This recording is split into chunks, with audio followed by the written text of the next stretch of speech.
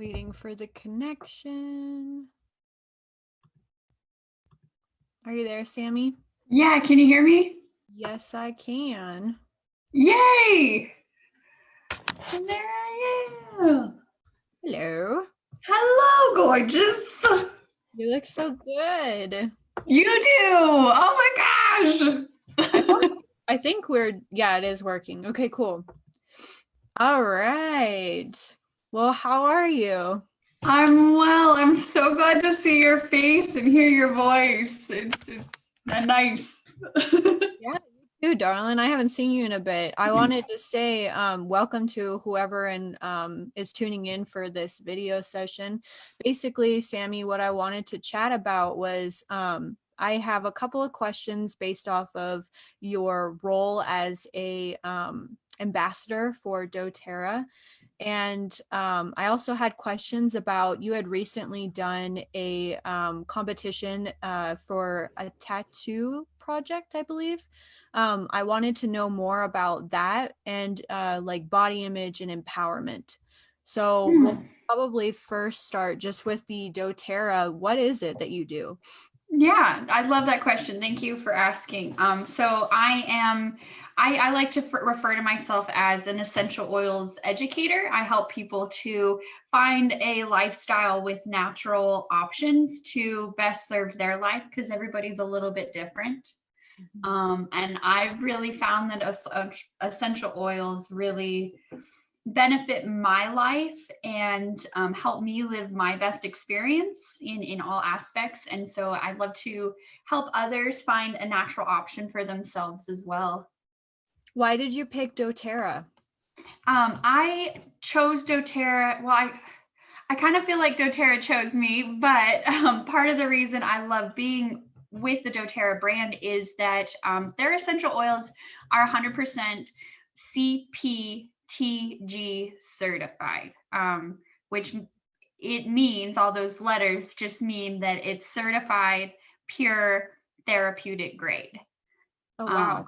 And that means it's um, a little bit more protocol than say just like an organic label or whatnot. And what's really beautiful about the oils is they're 100% of the time 100%. And so you're never going to receive a bottle of say lavender oil that's only 96% pure. It's always 100% pure.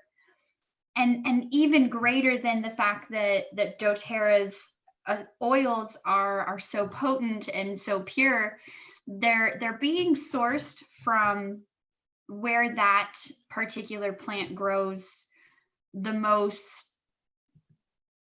in the best way. It grows in the best way in that place, and therefore making it the most potent of, say, for example, again, lavender. And they partner, doTERRA partners with local growers to co-impact source these oils and benefit the people of the local area and the rest of the world at the same time. And so the oils you get from doTERRA are not like any oils you'll get from any other company. And not to bash any name, just having essential oils in your house is a blessing. But that's just why I like to choose doTERRA.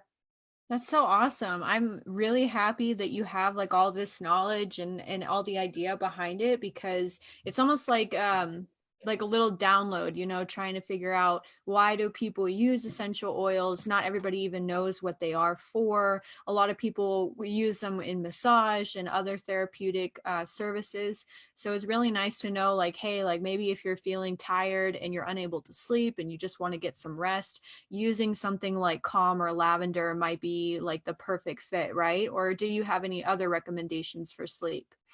Oh, definitely. I would always start there with something calming, something relaxing, like lavender or maybe the doTERRA Serenity blend. But just like a pharmaceutical medicine that you would turn to, where you would try it and adjust the levels of it, or maybe the kind of medication that you choose, that you would do the same with essential oils.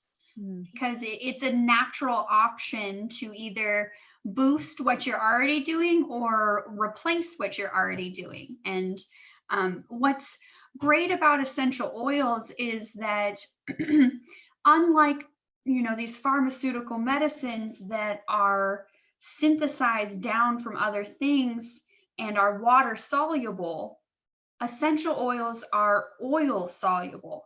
And so essential oils, on like a layman's term science side, they're going to get into your cells. Whereas with all the water soluble medications, they're just kind of going over your cells. And so oftentimes essential oils can be more potent once you work with your body to find what it really, really likes, what it needs. I've had this experience with some of the essential oils that are like, wow, that's potent. It smells like so intense, and you're like, oh, I should probably chill it out. I've been told, like, if you are very sensitive to smell, using like little, like even diluted parts of it, would you say that that would be accurate? I think I lost you. Oh, you're there. There we go. Okay. But for like, if it's too strong, would you recommend that it's okay that people can dilute it with water? Actually, I wouldn't recommend with water because Okay. um, you might know that water and oil, they don't mix ever. Mm. And so oftentimes you can say you're having a reaction to an oil and you want to get it off, you would make it worse by trying to wash it off with water, and rather using another oil, a non-volatile oil, which just means an oil that doesn't evaporate quickly. And that would be like a coconut oil or olive oil, castor oil, butter, if it really comes down to it. That's so weird. I had no idea that that was even a thing. So thank you for sharing. Certainly, yeah, yeah. I feel like most everyone would just want to wash something off, but yeah, oils are a little bit different.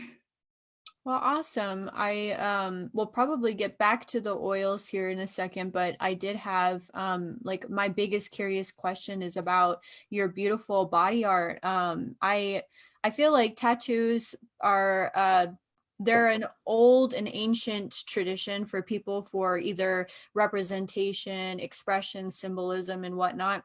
And in recent years, it's becoming more mainstream for people to have these symbols and this artwork piece on their body. And for you, out of a lot of people that I've met, yours are just so fascinating because it's very based off of herbal and almost like the outdoors, And I wondered if you could speak to why that's what you've chosen in your favorite tattoo and maybe your least favorite tattoo. Oh, wow, that's such a good question, too. I honestly, my tattoos have evolved as I've evolved. There's a few of them that I specifically have for specific reasons, people, things like that. However, they really have organically grown with me. I've always enjoyed seeing, since I was a little girl, I enjoyed seeing bodies with tattoos. I just enjoyed that aesthetic. And I also really enjoyed black and white, that more classic. And so I think that's why I turned that way. And as far as what I have and why, all of my tattoos, I really feel like grow with me. And although they have certain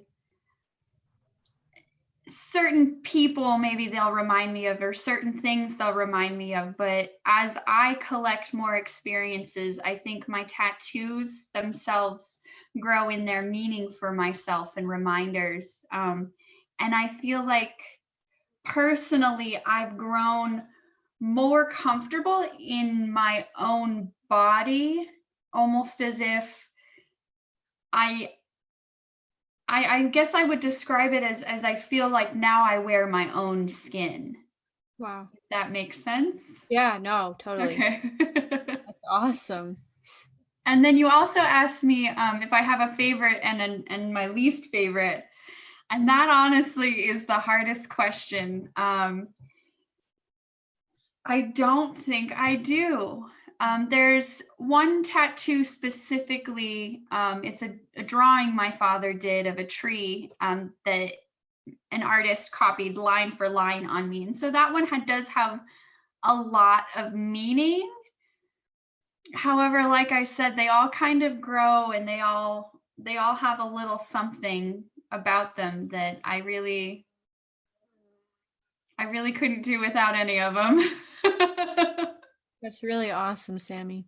I Thank think you. that what you were talking about with feeling more in your skin is a big deal because a lot of people that do suffer from either like body dysmorphia or dissociation of self or, you know, anything being bullied or abused or traumatized, they have a hard time feeling comfortable in their own skin.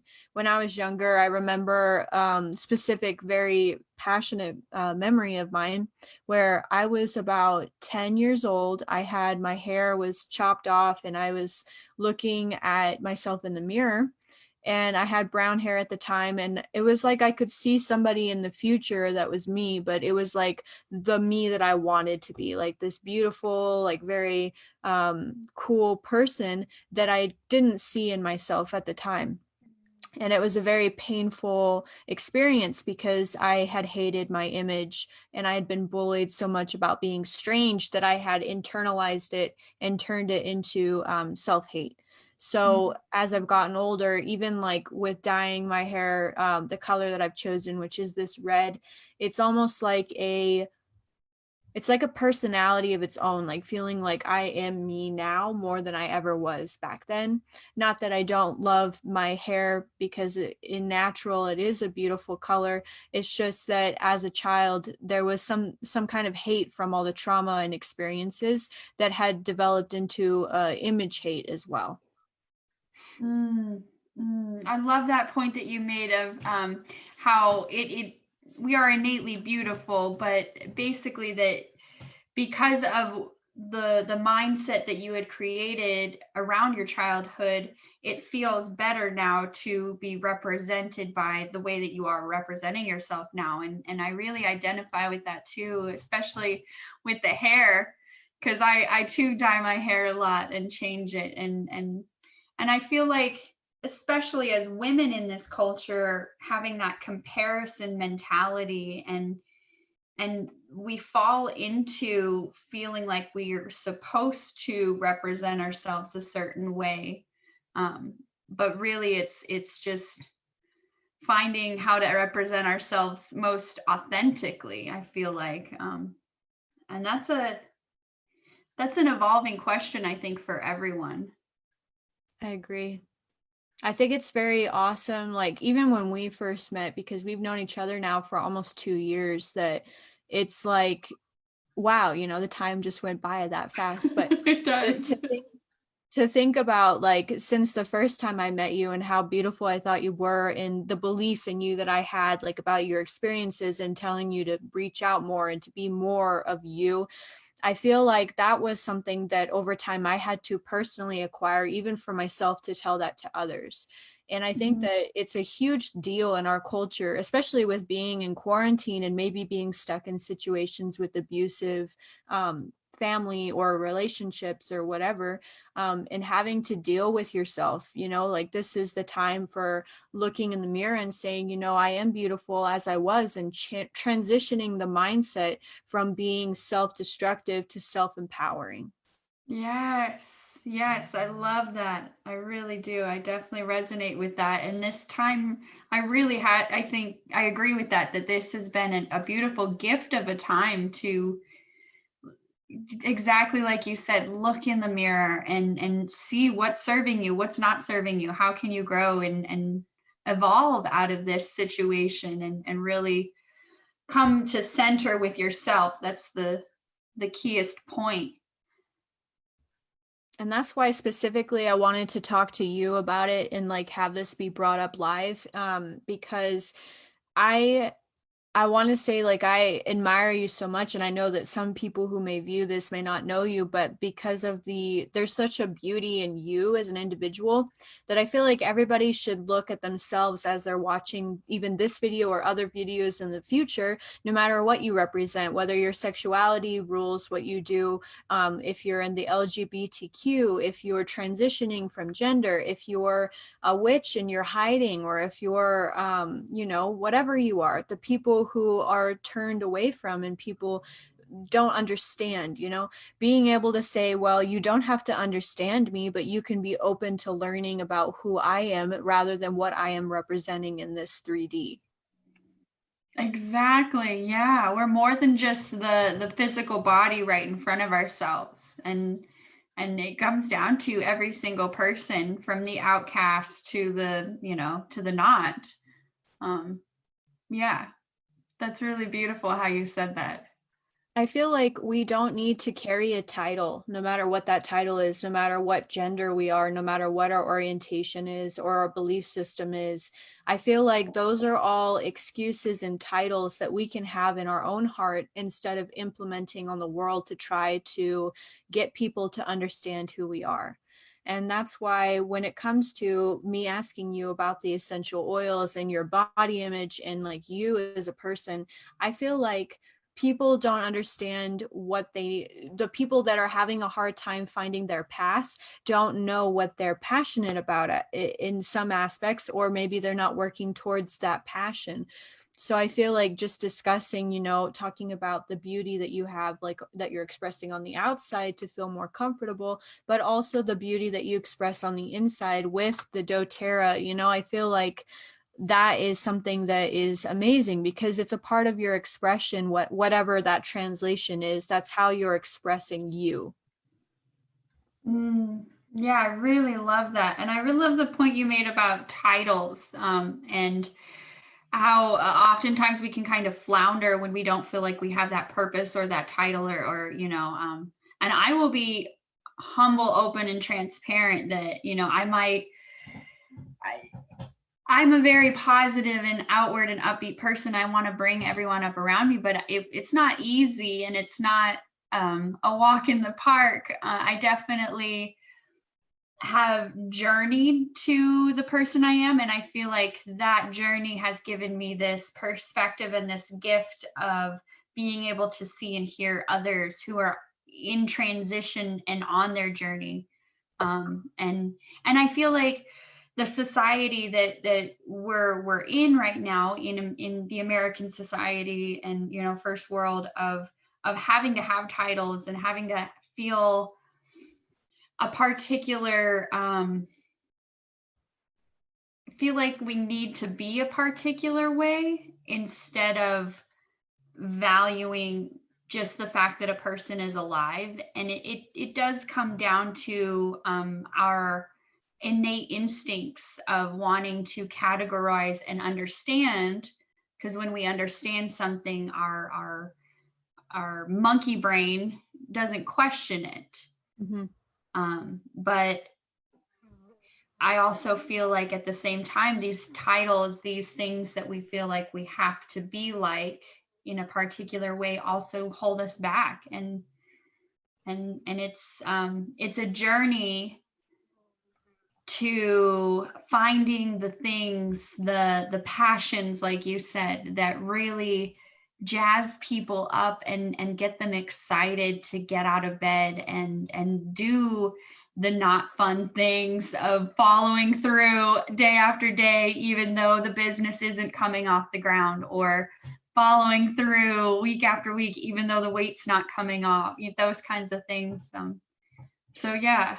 There was a quote that I don't remember who had mentioned it to me. Maybe it was my mom or a friend, but somebody had said, you know, the people that try to make something happen, those are the people with sleepless nights. Those are the people that are working their asses off. Those are the people that are putting effort in, even if they have issues, if they have no hope, if they have nothing, if they have something, they're the ones that are putting the work in and trying to make it happen.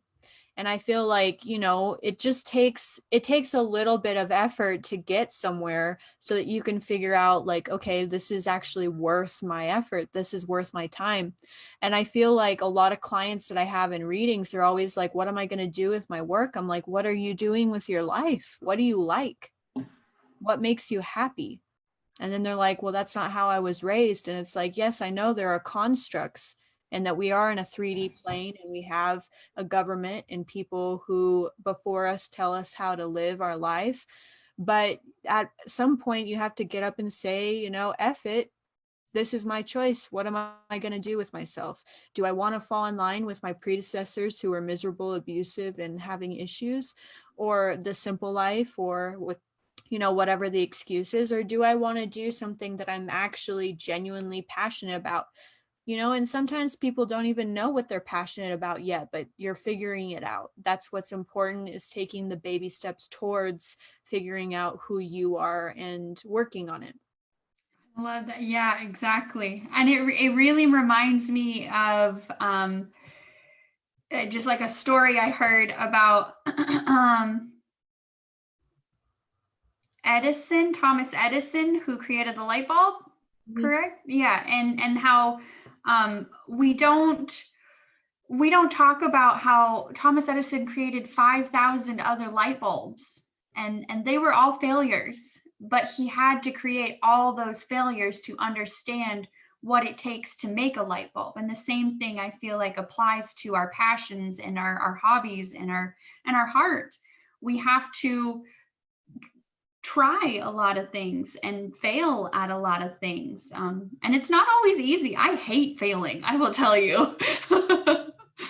Uh, And even like I watched Into the Spider-Verse, the Spider-Man movie that came out recently. Again, I rewatched it. And I would recommend for anybody, no matter what age you are, to definitely take the lessons and watch the movie. But basically what it's saying is that no matter how many times that you get kicked down, can you get back up? Will you get back up? And I feel like for me, like that's been my whole life, is being kicked in the gut, being abandoned by family, being abandoned by friends, and then coming to terms with, okay, well, I have to get back up. I can't just give up. And when I tried to give up, I wasn't allowed to. Whereas some people, when they give up, that's it, that's done. So it's like, I feel like the lesson there is that no matter how hard it gets, no matter how painful it is, or what situation you're going through, or experience that you're dealing with, it's just getting back up shows that you care about anything. It doesn't matter what it is, but that you exist, you know? exactly. Um, for like people who are suffering from feeling the suicidal depression, or manic depressive, or suffering from trauma in that way, I feel like the biggest thing is like you need to disconnect from the people that are showing you harm, or that are causing these distressful environments that may be triggering you, and realizing, okay, what is triggering me and what's making me feel the way I am. It could be turned into, again, body dysmorphia, eating disorders, self-hate, trauma, depression, or social anxiety, you name it. You know, all of these things are caused by childhood endurance and trauma. Yeah, yeah. And I feel like a lot of times it's really uncomfortable to try and work out of things that we've been ingrained with, having grown through as children. And we might not even realize that we're sabotaging ourselves in a way, because what happens chemically is when we keep doing the thing that has worked for so long, maybe 20, 30, 40 years, our brain sends off endorphins and serotonin and dopamine when we follow through with these things that, although not serving us, they make our brain feel good and make us feel safe. And so oftentimes I feel like getting ourselves to a point of wanting to change is as simple as, instead of asking ourselves why me, it's asking ourselves, why not me? You know, I'm obviously in this situation, and I only speak from personal experience because I would never want to speak from someone else, but I had to come to a point where I said, stopped being a victim, saying, why me, you know, and start asking, why not me? What am I supposed to learn from this? And how am I going to grow from this? And how can I grab my cojones and just grow and hopefully become the best person that only I can be? Because I love this silly saying, but it's be you because everybody else is already taken. It's like, oh, well, yeah, they're already doing that. I know that I'm not sure if the studies have changed, but there was a study I read that it takes 28 days to fully break a cycle and transition. So it's like if you have to change what's going on in your life, you first have to acknowledge it, understand maybe not necessarily where it's coming from, but what your reaction is to it. Stop reacting to it, and then try to change the situation in a 28-day cycle. Baby steps, you know, it only takes saying no, or it's like instead of yelling and getting upset, walking away, whatever the situation, just change it and see what happens. And I know that it's really hard for people to realize this, but believe me, with everything that I've gone through in my own personal experience, what I've realized is that, you know, at the end of the day, I was responsible for everything that happened to me because of how I reacted. Everything that, you know, maybe my father was an alcoholic and it was traumatizing to myself, but I was the one who was staying around trying to deal with it instead of saying, you know what, Dad, I'm going to let you deal with it and then I'm going to go live my life. And it took me a long time to say, you know, I'm responsible for blaming myself and victimizing myself and feeling traumatized and hurting people around me because I was so caught up in the pain instead of saying, you know what, I could change this. Yeah.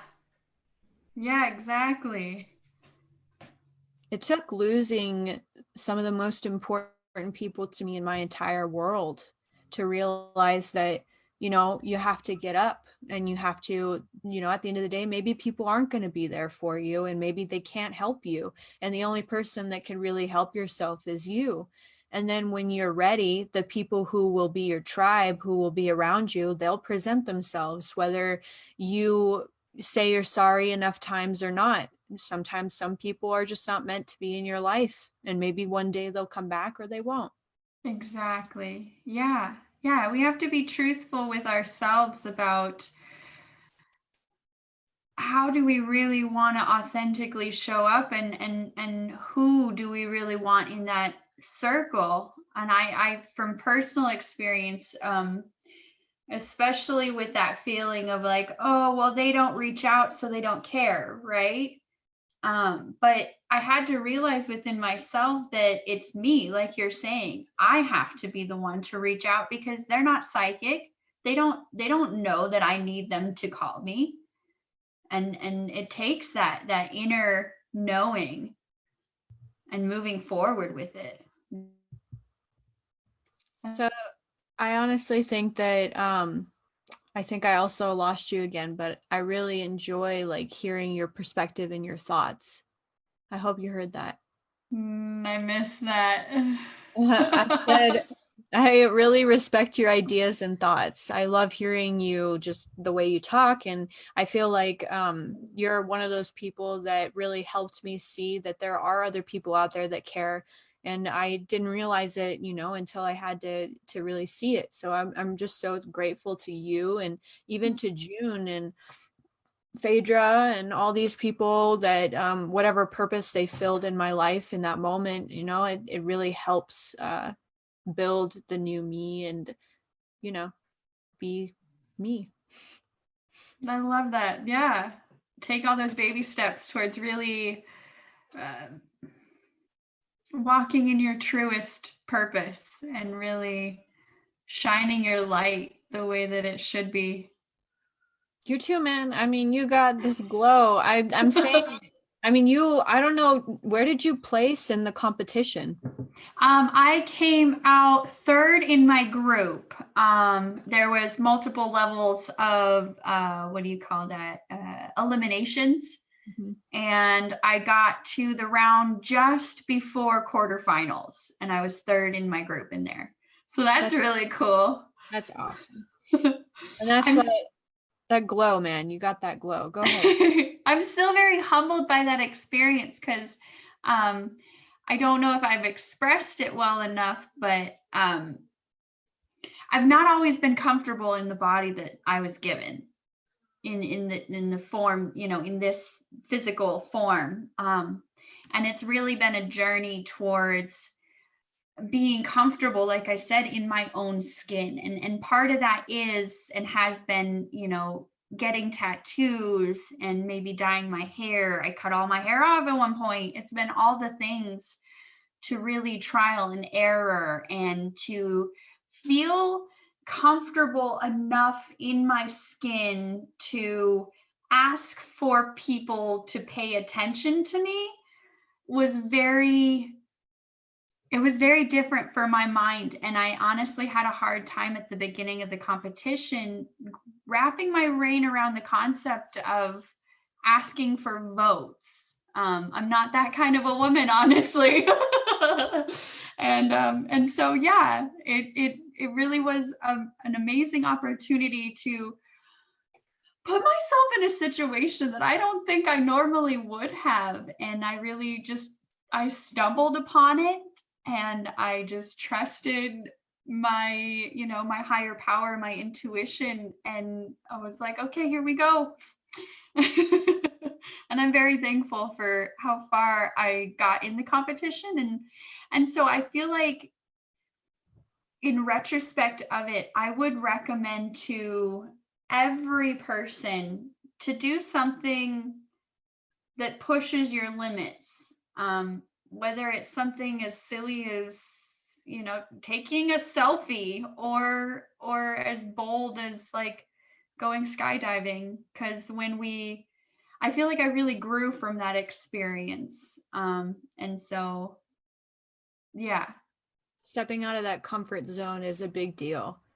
I felt a similar experience when I went to high school at a all girls boarding Catholic school, which is not my cup of tea at all. I know I'm wearing a dress, but I am a very masculine lady. And being around a bunch of females that were, hormone induced and focusing a lot on the education there and church and everything was not me at all. So the experience, I had to find ways to not be depressed by going out of my comfort zone and doing as many experiences as I possibly could. No matter what was offered up, I would take it on and do it. There was a TED Youth Conference in Monterey, California, and I took the leap of faith to go to the conference.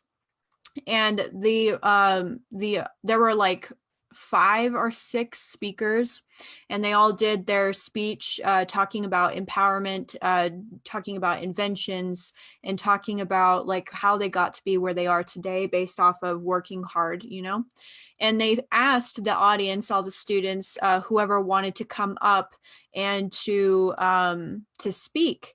And I did it. I took the opportunity. I wrote up I think you had to do a 30-second to a minute little speech. And I did it. I was up with a microphone and I talked about courage and what it took Oh. to be courageous, no matter what you have been dealt with. And I have a picture that I can share later on after the video is done on Facebook. But it was just a very challenging experience, and it definitely made me step out of the comfort zone to speak on television in front of people, in front of an audience of strangers, and do it. And not saying that I'm not a courageous person, because I'm very courageous, but at the time I was going through such depression that it was something I had to do to feel like I was okay. Mm-hmm. So it was a very beautiful experience as well. I love that. I love hearing those moments that are frightening and yet we grow. Um, I'm There is a picture, I think, on Facebook that I might have posted in my feed that is saying, you know, like diamonds are compressed, you know, they're Yeah. and then they turn into diamonds. I feel like that's us. Yeah. But what were you gonna say? Um, I just wanted to touch on how I think we're talking a lot about how when we face change and when we do these hard things, we really grow as people. And right now, I feel like a lot of people are feeling like they're facing a lot of hard things from, you know, the quarantine and getting back into normal life from quarantine, and all the things around this situation right now. And I really just want to take a second and honor the fact that most of the world right now is doing hard things of suddenly being teachers, or, you know, suddenly having to figure out jobs, or, you know, all these things. And so really giving ourselves that Push. yeah, that push, and that lovingness, that it's okay to fail, it's okay to be an awful teacher for your kids because you're not a teacher. And the fact that all of us are in it, and we're all getting through it, and we're all managing on some level. I just wanted to honor that for everybody, or for anybody who might be watching in the future, of like, sometimes pushing ourselves, and like you said, stepping up to the mic, literally. It might not go as well as it went for you, or for other people, and just giving ourselves the grace and that love to just step up and do it, and get through it. And yeah, I just wanted to mention that just doing it, just stepping up, getting to the starting line is celebratory enough of an experience. So yeah. You never know like what people are going through too. You know, a lot of people make assumptions. They're like, especially when people who are young that happen to end up taking their lives, and they're like, well, they were so happy, or, you know, whatever happens.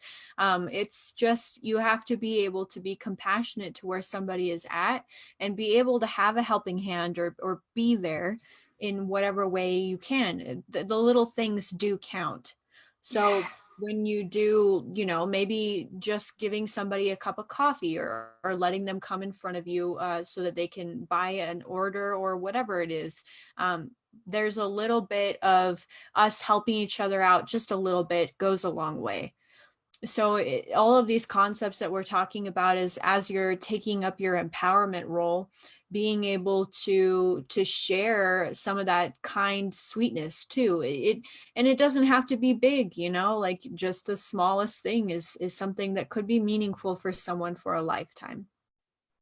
Oh, I resonate a lot with that. And yeah, I try to live my life around that kind of mentality, that it's the little things in life, and you can change somebody else's life with something as simple as a smile. And so, you know, we should smile often, and we should smile big, because we never know who's going to be looking at us. Piggybacking off of that comment, there was somebody that had mentioned that when I was going through my losing like my friends, I was told every morning when I wake up just to smile, even if I didn't mean it, you know, smile if you didn't mean it. And it really helped. I don't know why it helped, but it was like, I was so sad and horrible. And I'm not saying that it got better overnight, but progressively just smiling every morning, or even every other morning, it really helped a little bit of that healing, you know, because some of us are in a really dark space, and are put in a corner. And it's just about, you know, finding ways to traverse that pain into something beautiful. Mm.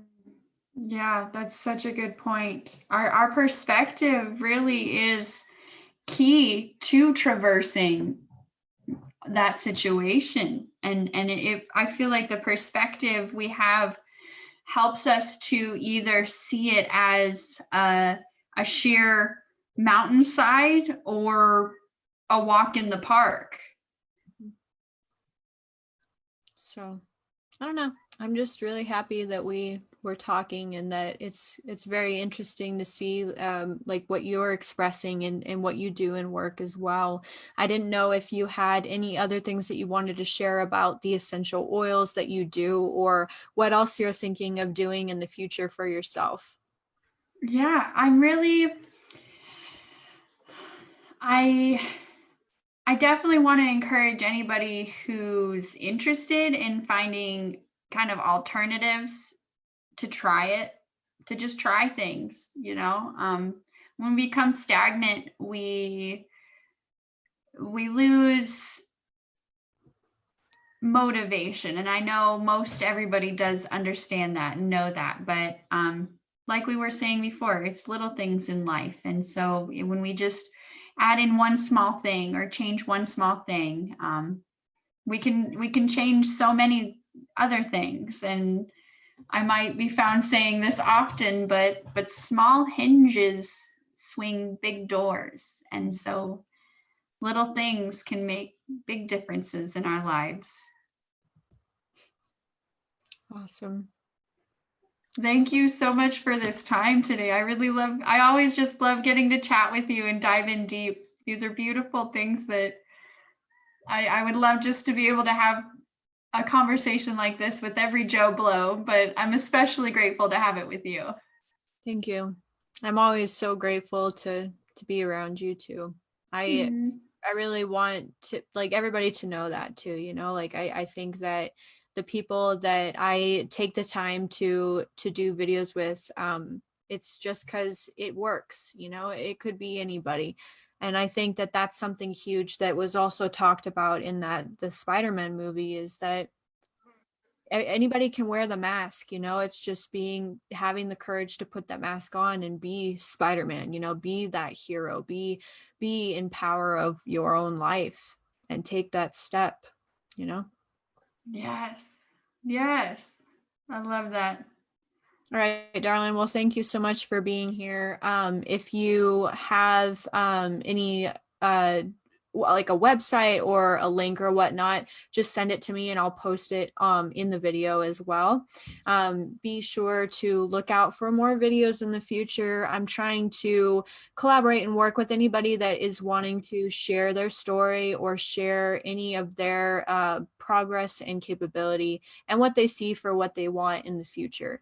So for anybody watching, if you'd like to do a video, I left my email and website in the description. I am Kiara from Crystal Prophecy, and this is Samantha. I don't know if you want to go by Sammy, Sam, Samantha, but whatever. Look out for more future videos, and thank you guys so much. Thank you. Bye, darling. I love you. Love you, too.